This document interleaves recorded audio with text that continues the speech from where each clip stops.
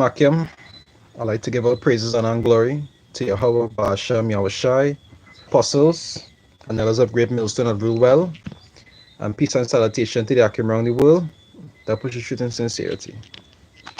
You know, I just want to go through as I go along, right? Shalom, Mak. Shalom, Mak. Yahweh Hashem Ashai Barakatah.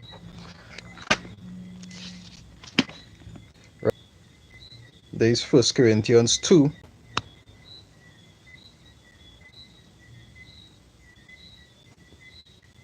I'll start from 11.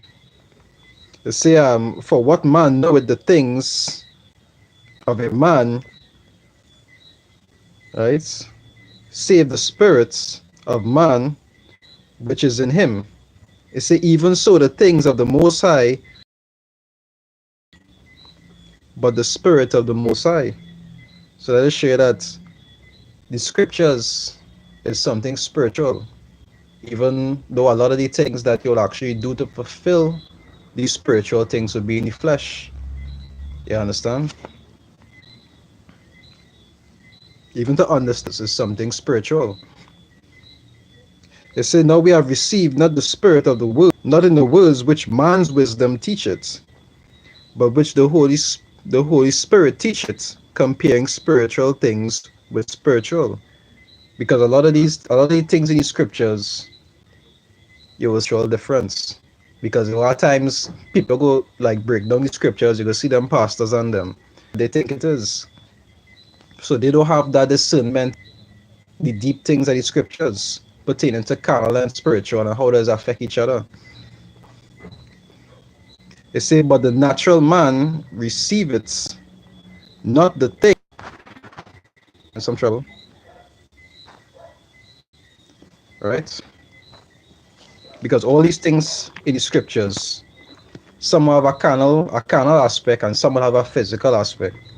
Some have a carnal aspect and some will have a spiritual aspect, but the both does work hand in hand.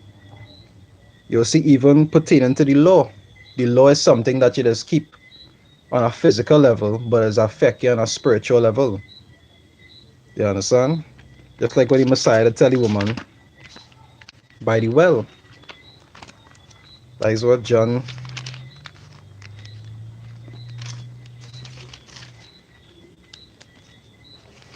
that is John 4.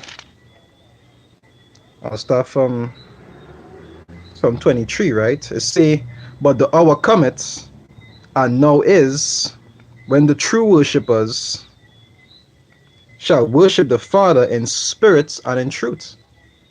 You understand? For the Father seeketh such to worship him. Now how it is you'll be worshiping the Most High in spirit and in truth? By the fulfillment of the law.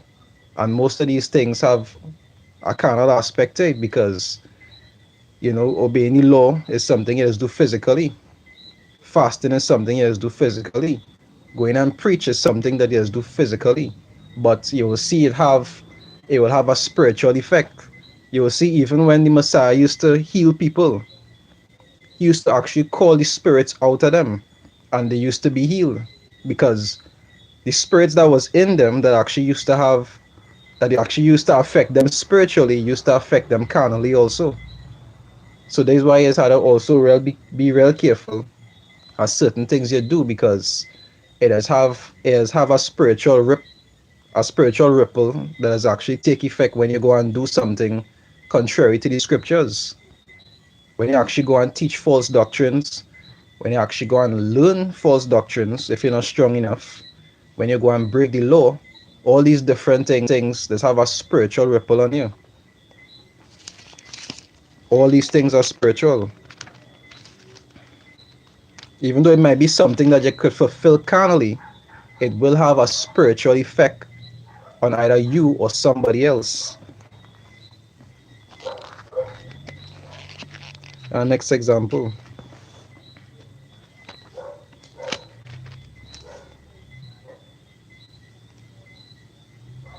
So there's it's today's 2 Corinthians 4. I'll start from 3, right? It say, but if our gospel be hid, it is hid to them that are lost, because we know that the Mosai actually keep the gospel away from 2/3 of Israel, that they wouldn't be able to understand. They will have eyes that they will not see, and they will have ears that they will not hear. And he had different ways that he actually go about doing this. He did it on physical levels, whereas he actually allowed the prophets to write the scriptures in parables so they would be able to understand it. And then it have it on a spiritual level, whereas it has angels actually set over them to actually blind them spiritually. So he has worked on both aspects, not just on the spiritual aspect, but on the carnal aspect also, to work together. They say, in whom the God of this world, right, which we know who that is, had blinded the minds of them which believe not. You understand? So even Esau, helping to fulfill that purpose in these modern times on the carnal level to actually help blind the 2/3. You understand? In whom the God of this world had blinded the minds of them which believe not, lest the light of the glorious gospel of Mashiach, who is the image of the Most High, should shine unto them. You understand? So all is just small examples of how the carnal and the spiritual is actually, the physical and the spiritual is actually work together. That's why I say you gotta be spiritually minded and not carnal minded.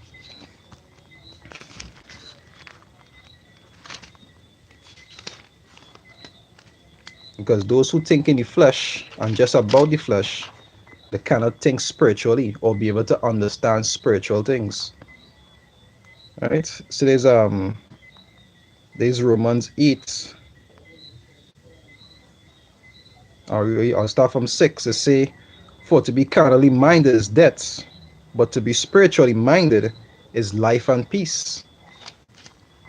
They say, because the carnal mind is enmity with the Most High, for it is not subjected to the law of the Most High, neither indeed can be. So they that are in the flesh cannot please him, because they just think on a fleshly level. Just like what the Messiah say, if I explain to you physical, if I explain to you earthly things that you don't understand, if I how you don't understand, if I explain to you heavenly things, because it's on a higher level.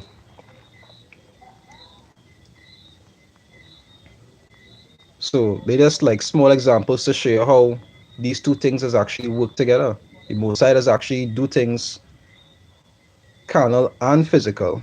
Sorry, I keep saying carnal and physical. Carnal and spiritual, as physical and spiritual, and both does affect each other on a different level. Right? I don't want to make the video too long. Also I'll touch on certain things pertaining to, the atonements, because that is what's going on right now. You know, because the atonement is really about, to ask for forgiveness for all the things that you do wrong. And we know all the principles when it comes to asking for forgiveness. Say how to forgive men their trespasses in order for the Most High to forgive you your trespasses. So, just like in Passover, it's not there to have, malice in your heart towards anybody. And it's also not a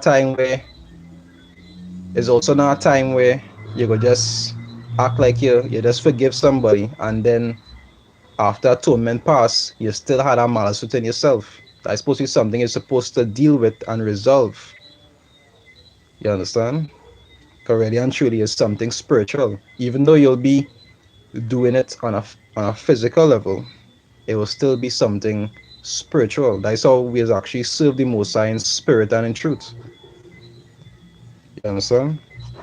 Anyway, with that, I like to give all praises, honor, and glory to Yahweh, Ba'asham Yahushai, Ba'asham Ruach Kodash.